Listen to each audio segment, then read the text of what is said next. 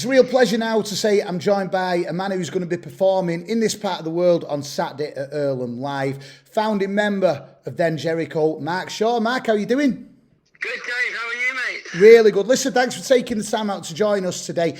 You come to this part of the world on Saturday. First of all, let's go back to the beginning. It's 40 years since then Jerico were formed. You formed in 1983, signed in 1984. Did you expect all them years ago that still 40 years on, you'd be out playing all them songs and people would still be wanting to hear you and love your music? No, not at all. I mean, it was something that, I'm absolutely blown away that people still come and listen to us, and it's fantastic, Dave. It's such a privilege and an honour, especially when I come to places like Manchester, because they've got such loyal support from people. So it's fantastic, and it's not something that I ever anticipated. Every time I go out on stage, I play it as though it could be the last gig I ever do. And it's something that I just, every time I play another show, I'm surprised and absolutely honoured to be allowed to still do it. You know, it's a beautiful thing to do, and I'm a very lucky man indeed. I love that. I love hearing the passion that's still in your voice. Your sound was very much the early indie sound that came on, in the late 80s and 90s and is still around now. You were born and grew up not a million miles from here in Chesterfield in Derbyshire. When you were growing up, what music were you listening to? What were your influences? My really early stuff, to be honest, it was weird. I was about 5 years old. My first record I ever bought was the Four Tops, Reach Out, I'll Be There. So I was into Motown when I first started, and into big band jazz. I grew up, my dad was very much into big band jazz, people like Woody Herman and Glenn Miller, whatever, and Benny Goodman, so I was listening to that stuff. And then my mum started playing me with the Beatles. And that, of course, got everybody. I'm massively into the Beatles, bands like the Monkees. And then I started hearing the Kinks. So I started, even though I was listening to jazz and Motown, I started to get influenced by pop rock. And as those bands started to become rock bands, like when the Beatles released Revolver and their sound got harder and they became more rock and roll, that's when it really started to get to me. And then, of course, I had Bolan and Bowie and Steve Harley and Roxy Music, and that was it. At that point, I thought, I've got to be in a band. That's what really got me. That's a great school of influence, and your sound then went on to inspire so many great indie bands of the late 80s and still to this day. During the 80s, you with then Jerico, you had 4 top 40 hits. Your last studio album, though, as a band was in 1998. Now, I know you've done quite a lot of solo stuff and a lot of solo projects since then, but since then, has there been any other plans to release any more albums as then Jerico? We put something out we put a compilation out back in 2012, which was called Reprise, but that was basically everything we'd ever done, so it's B-sides and everything. In terms of new material, no, I was going to go, it is just me now. So it's myself, as the 1998 album, Orgasmophobia, was basically me with a bunch of other musicians, friends of mine, including Andy Taylor from Duran Duran, bless him, who's not a well lad, so my heart goes out to Andy. But no, I've been writing over the years, and I've always determined that what I wanted to do was I thought if I'm going to release something, it's going to be better than what I've done before. I'm not just going to stick something out for the sake of it. I'm not just going to put something out because the market requires it or because I want to keep the career going. So I was writing away, and then, of course, the pandemic happened. So just as I was about to go into the studio and raise enough money to make a record, then that happened. So that kind of put the kibosh on things for a while. I've been about to start recording again recently, but the studio I'm going to work at is unfortunately called Abbey Music, which is in Abbey Wood in Kent, where I live. That's been closed down because the National Health Trust is taking it back, which is a real shame, rather unfairly, on unfair terms. So I'm sort of every time I choose to go and record something, something stops me.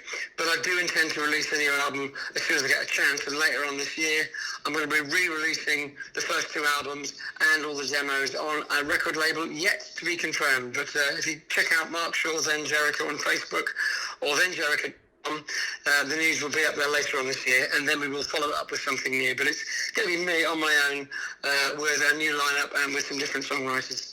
I love that your passion and creativity is still there, and you're obviously not taking anything for granted still, which is brilliant. You talk about music and new music and still being creative. Do you find you listen to much new music yourself? Are there any new bands at the moment that you dig or support? Yeah, I love the lottery winners. They're brilliant because they're local to Manchester. I think they're fantastic. I'm really pleased with them. Not only were they number one, but they're playing Earlham Alive as well. So that's amazing. And to be honest, I mean, there's always bands that I will love. Echo and the Bunnymen are perennial for me. And I recently did a show, say recently, it's about a couple of years ago now, where I got to do a gig with Peter Hook and the Lights. Now, we used to support New Order back in the day, back at the Hacienda, so which was phenomenal for us. I mean, that blew our minds.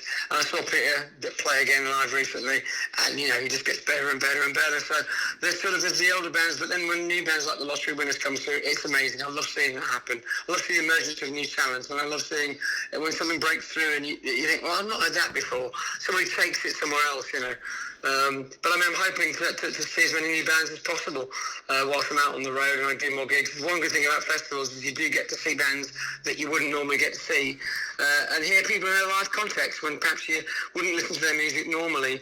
But if you see them live, it can change your opinion on them. I do love the fact that, you've been there and done it, yet you continue to support new music because so many people from back in the day perhaps don't, so it's so good to hear that. This Saturday, you are at Earlham Live. The Earlham Live Festival takes place right across the weekend.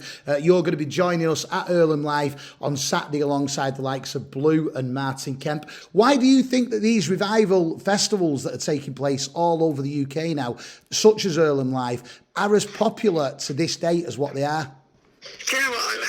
Dave, I think it's the fact that you've got a desire for people perhaps to go a little back to their youth, because everybody likes to remember where they were when they heard a song. But I think also it's just the fact that because you reach a certain point whereby you're playing with all the latest bands when you're in the charts and stuff. And after that, people don't always want to sort of come and listen to you. They want to listen to what's happening next. So I think a lot of us get together and we kind of group up and say, all right, remember us. So there's a certain camaraderie between the artists that have been there and done it. But I think it's more the fact that there was a lot of good music made in the 80s and 90s, and people want to hear that again. But perhaps want to hear it, in a different context, because back in the 80s and 90s, there wasn't really many festivals happening. Not in England. There was Leeds and there was Reading, but there wasn't many festivals. Whereas, of course, in the 2000s, there suddenly was the birth of all the super festivals, and Glastonbury came back. So I think people often haven't seen a lot of the bands that they're seeing these days at these retro fests in a festival context. They've only seen them, sort of indoor gigs. You used to have to go to Europe to see bands like us at festivals. So I think it's quite refreshing for people to go and see us all playing outdoors in a big field and showing that we can do it too. It's not just the provenance of it's not the sort of sole property of the modern bands. We can kick ass too, us oldies. So Mark Shaw, then Jericho legend, playing in this part of the world on Saturday at Earlham Live. What could people expect from the show? Well, I'm going to be doing tracks released. It's all then Jericho stuff, maybe one cover, perhaps, if people behave themselves. But it's going to be tracks from the first album, First and Sound of Music, tracks from the Big Area album, Outside, and then maybe a couple of songs from one of my solo albums, Almost. Basically, with Zen Jericho, I'm going to be playing The Motive, going to be playing Big Area, Sugar Box, Muscle Deep, all our chart singles. What Does It Take? That was also a chart single, and then some album stuff. But it's going to be pretty much straightforward, bounce up and down, scarf wavy, anthemic rock and roll, because that's what we do in Then Jericho. That's what we give you. Well, we can't wait. You've got a really busy summer ahead of festivals. What does the future hold for Mark Shaw? Doing lots of acoustic shows as well.